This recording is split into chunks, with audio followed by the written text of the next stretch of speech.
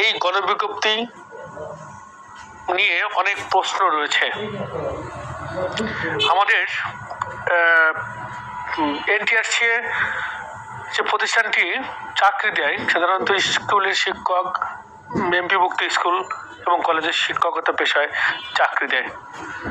কিন্তু আসলে আমরা বিগত সালে এই গণবিজ্ঞপ্তিকে কি দেখে এসেছি?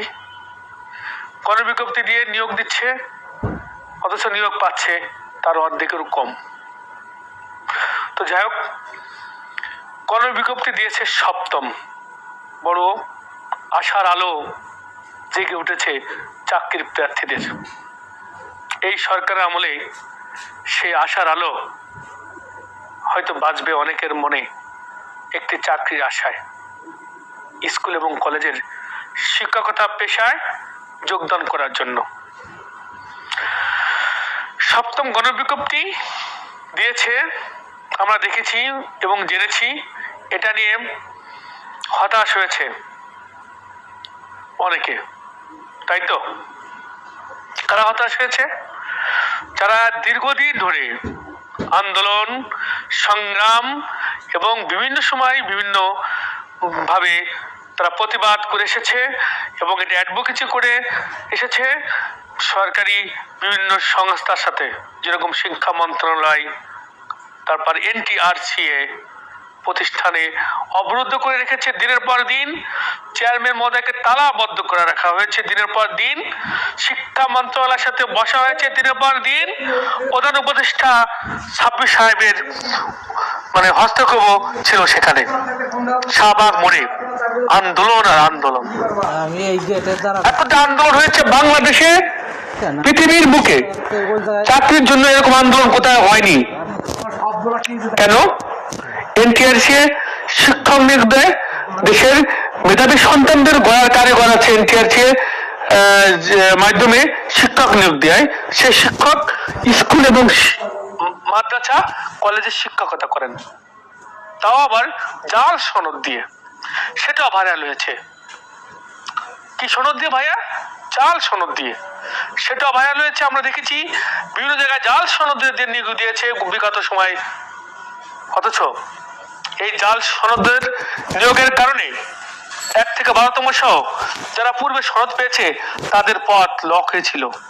বারবার বলে এসেছি, বারবার বলেছি 1 থেকে 12তম সহ বিভিন্ন সনদীদের পথ লক হয়েছিল। কেন? যেখানে শূন্যপদ হওয়ার কথা সেখানে জাল সনদের চাকরি দিয়ে ওই পথটা ব্লক করে রাখা হয়েছে।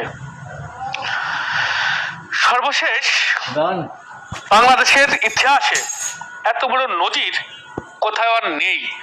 এনটিআরসির বিরুদ্ধে এত অভিযোগ, এত মামলা, 188টা রিট হয়েছিল হাইকোর্টে। কিসের বিরুদ্ধে?